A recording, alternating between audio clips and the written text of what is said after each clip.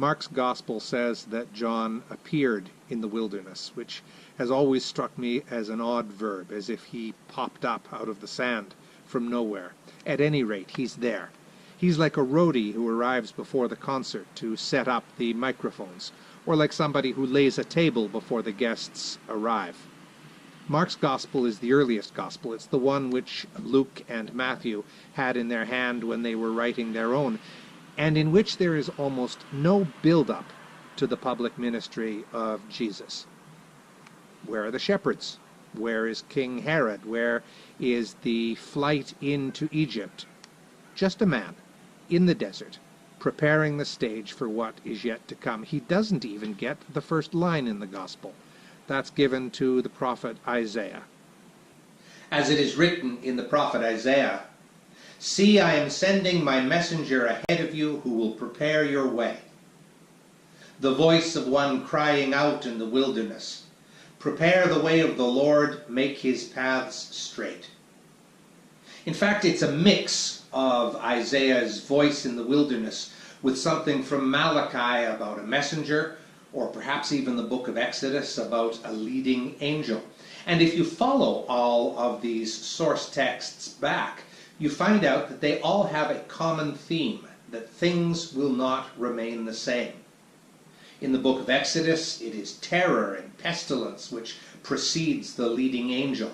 Malachi has the nation being scrubbed clean with fuller's soap and talks about a purity that can only emerge once the hot fires of the refiner have been put into place. Isaiah has the revolutionary idea of mountains being laid low and valleys being lifted up. It is a process of transformation. The world is to be scrubbed, it is to be burnt, it is to be set on its backside. And in the first chapter of Mark, the preaching of the Baptist is in the same vein. He says, the axe is to be laid to the root of the tree. There is a day of reckoning. When the registered letter came to your house, it was delivered by a postie with a smile on her face. The two of you exchanged pleasantries over the fence, but you knew, and she knew, that good news never arrives by a registered letter. Or maybe it was a wee man from the prefecture who came with his tape measure to make sure that your doors are of regulation height. Or somebody from Weights and Measures with a volume of measure to make sure that the liters of gasoline you sell are exactly a liter, as is announced on the bulletin board outside. We want to see your underwear drawer, says somebody. We want a character reference from your last love interest, says the person with the clipboard. There's going to be a performance evaluation at work for you next week. We thought you'd like to know. You get my drift? It's that sort of day.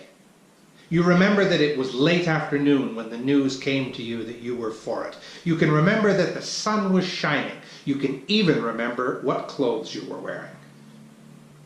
Not everybody is broken-hearted, mind.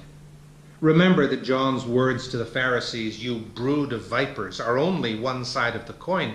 The flip side was found in the second reading in Isaiah 40. Comfort ye, my people.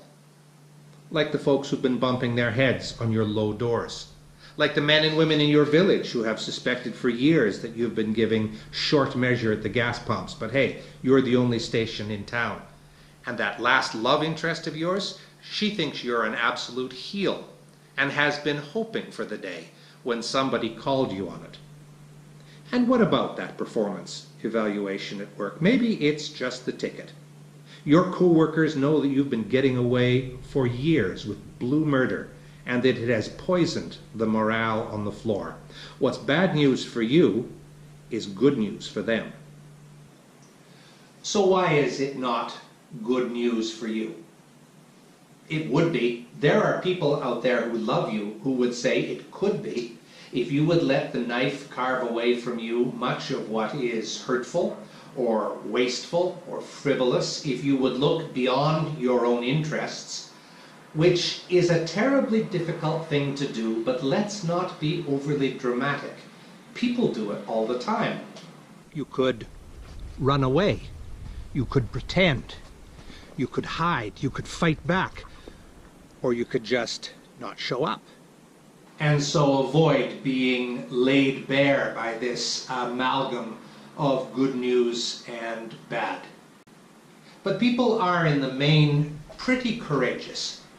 They tolerate and even dig up from within honest appraisals of themselves. Like I said, people do it all the time.